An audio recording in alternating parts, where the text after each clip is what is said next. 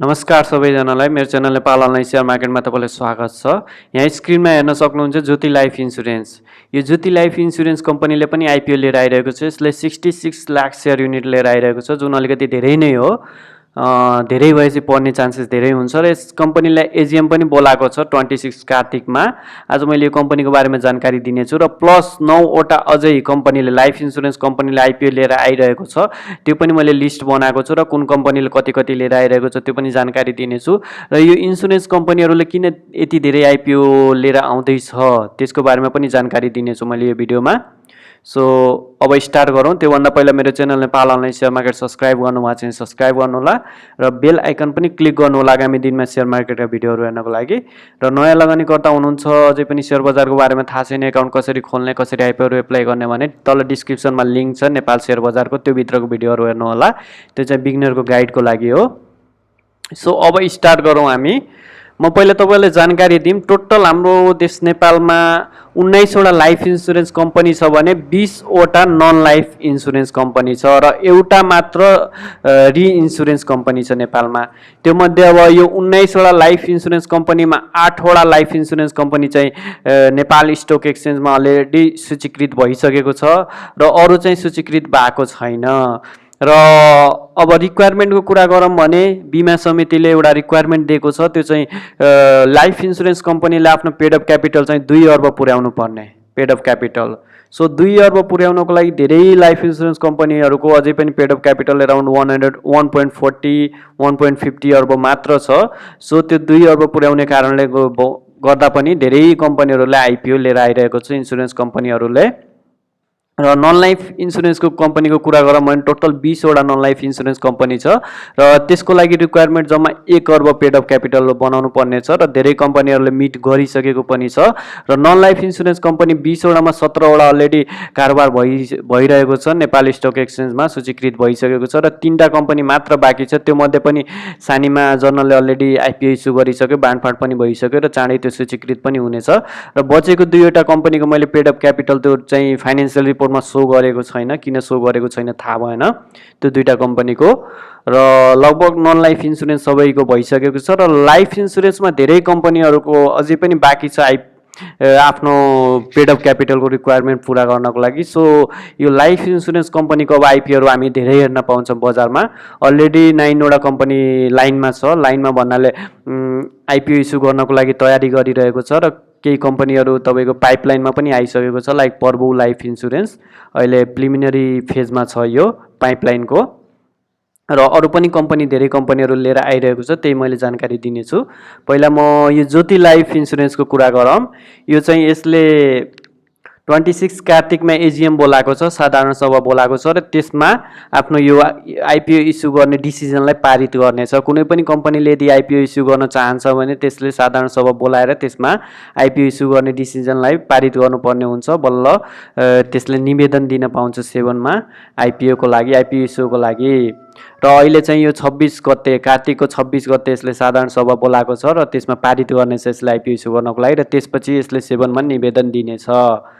र निवेदन सबै कागजपत्र यसले टाइममा पेश गर्यो भने केही महिनामा यसले आइपिओ इस्यु गर्न पाउनेछ। र यसले 66 लाख किता लिएर आइरहेको छ एट द रेट 100 को रेटमा 66 लाख लिएर आइरहेको छ, जुन हामी 10 किता एप्लाई गर्न सक्छौँ र अलिकति पर्ने चान्सेस बढी हुन्छ किनकि सेयर युनिट अलिकति बढी छ भनेपछि अराउन्ड 40-50% हाम्रो चान्सेस हुन्छ।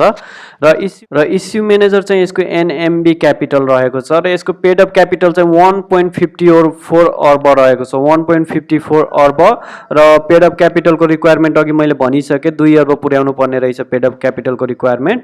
सो आइपिओ इस्यु गरिसकेपछि यसको क्यापिटल चाहिँ पेड अफ क्यापिटल चाहिँ 2.20 अर्ब हुनेछ र नम्बर अफ ब्रान्च चाहिँ यसको 126 रहेको छ, जुन धेरै नै रहेको छ, राम्रो छ। र इन्सुरेन्स पोलिसी यसको 9वटा रहेको छ, 9वटा टाइपको इन्सुरेन्स पोलिसी छ योसँग। र as per 4th quarter report चाहिँ 76 र 77 सालको यसको नेट प्रफिट चाहिँ 12.52 करोड रहेको छ, जुन ठिकै हो। र यो कम्पनी अब चाँडै एजिएममा पारित गरेर यसले 7मा निवेदन बुझाउनेछ र केही महिनामा यसले आइपिओ इस्यु गर्न पाउनेछ।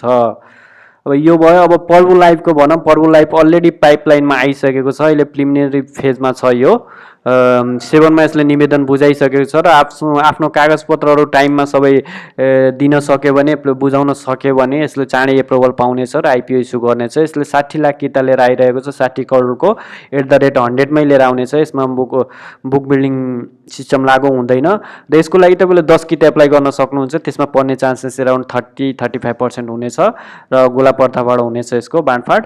र इस्यु म्यानेजर चाहिँ यसको सिद्धार्थ क्यापिटल हो र इक्रा एनपी ग्रेड चाहिँ 4 रहेको छ, जुन औसतभन्दा मुनि रहेको छ, कमजोर जनाएको छ यसलाई। र पेड अफ क्यापिटल चाहिँ 1 अर्ब 40 करोड अहिले यसको पेड अफ क्यापिटल छ 1 अर्ब 40 करोड र आइपिओ इस्यु गरिसकेपछि यसको पेड अफ क्यापिटल चाहिँ 2 अर्ब हुनेछ। र इन्क्रिज प्रोफिट बाई 50% अहिलेको रिपोर्टमा यसले आफ्नो प्रोफिट चाहिँ 50% ले बढाएको छ, जुन राम्रो कुरा हो। र ब्रान्च चाहिँ यसको 90 वटा ब्रान्च रहेको छ। रिजर्भ एन्ड सरप्लस यसको 14 करोड 99 लाख 40,168 रहेको छ, त्यो पनि राम्रो हो। र यो कम्पनीले एप्रुभल पाउने लगत्तै यसको मैले फन्डामेन्टल एनालाइसिस गरेर भिडियो बनाउने छु। अहिले एप्रुभलको लागि मैले वेट गर्दैछु। र यो दुईटाको एउटा बेसिक जानकारी भयो लाइफ इन्सुरेन्सको। अब चाहिँ यो लिस्टमा हेरौँ, अरू पनि धेरै कम्पनीले आइपिओ लिएर आइरहेको छ लाइफ इन्सुरेन्स कम्पनीले। यसको मैले लिस्ट बनाएको छु र कति कति किता लिएर आइरहेको छ त्यो मैले यहाँ देखाएको छु। बेसिक अहिले जानकारी दिनेछु म र पछि यसले 7 मा एप्लिकेसन बुझाइसकेपछि यसको डिटेलमा जानकारी मैले दिनेछु। र अब यहाँ हेर्न सक्नुहुन्छ प्रभु लाइफ इन्सुरेन्सले 60 लाख मैले भनिसकेँ र ज्योति लाइफ इन्सुरेन्सले 66 लाख त्यो पनि भनिसकेँ। अब सिटिजन लाइफ इन्सुरेन्सको कुरा गरौँ, यसले 75 लाख सेयर युनिट लिएर आइरहेको छ, जुन राम्रो हो, धेरै लिएर आइरहेको छ। यसमा पर्ने चान्सेस हाम्रो अलिकति धेरै हुनेछ र यसले पनि @ 100 मै लिएर आउनेछ। यसमा पनि बुक बिल्डिङ सिस्टम लागू हुने छैन र यसको इस्यु म्यानेजर चाहिँ एनआइबिएल एक क्यापिटल रहेको छ र अहिले चाहिँ यसको पेड अफ क्यापिटल चाहिँ 1.75 अर्ब छ र आइपिओ इस्यु गरिसकेपछि 2.50 अर्ब हुनेछ। र यसको टोटल नम्बर अफ ब्रान्च भनेको 112 रहेको छ यसको ब्रान्च। र अर्को कम्पनी रहेको छ रिलायबल लाइफ इन्सुरेन्स, हेर्न सक्नुहुन्छ। यसले चाहिँ 60 लाख सेयर युनिट लिएर आइरहेको छ, 60 लाख सेयर युनिट र 1.40 अर्ब रहेको छ र यो आइपिओ इस्यु गरिसकेपछि 2 अर्ब यसको एक्ज्याक्टली हुनेछ। यही रिक्वायरमेन्ट पुरा गर्नको लागि यो कम्पनीले आइपिओ इस्यु गरिरहेको छ र यिनीहरूको टार्गेट भनेको 2 अर्ब पेड अफ क्यापिटल पुर्याउने।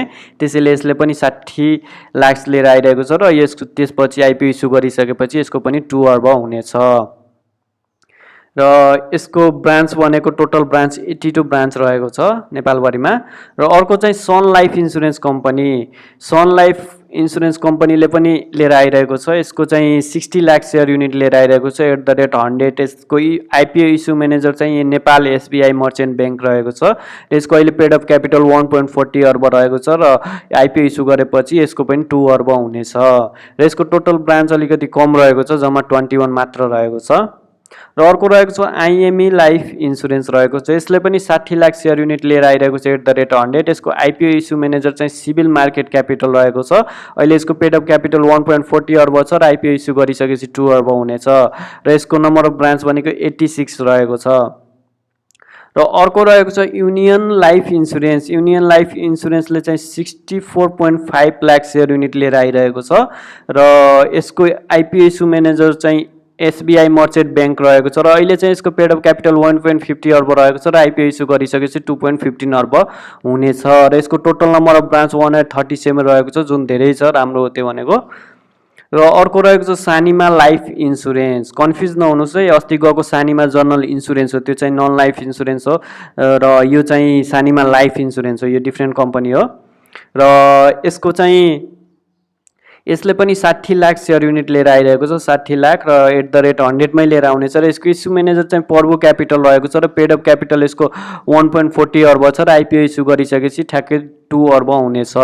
भनेपछि रिक्वायरमेन्ट पुरा हुनेछ र यसको चाहिँ नम्बर अफ ब्रान्च अराउन्ड 70 वटा रहेको छ नेपालभरिमा। र अर्को रहेको छ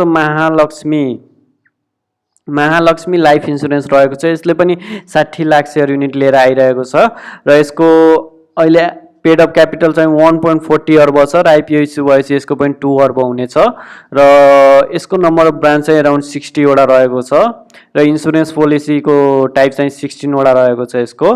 र यसले पनि चाँडै आइपिओ लिएर आउनेछ। यो मैले बेसिक जानकारी दिएँ यो कम्पनीहरूको, यो लाइफ इन्सुरेन्स कम्पनीहरू आइपिओ लिएर आउँदैछ र किन लिएर आउँदैछ त्यो पनि मैले भने। 2 अर्ब चाहिँ यसको पेड अप क्यापिटल पुर्याउनु पर्ने रिक्वायरमेन्ट चाहिँ बिमा समितिले बनाएको छ र त्यो रिक्वायरमेन्ट पुरा गर्नको लागि यो इन्सुरेन्स कम्पनीहरूलाई आइपिओ लिएर आइरहेको छ र यो 9वटा एराउन्ड 9वटा कम्पनी बाँकी छ र यो वर्षभित्र हामी हेर्न पाउँछौँ यो 9वटा कम्पनीको आइपिओ र हामीले एप्लाई गर्न पाउनेछौँ।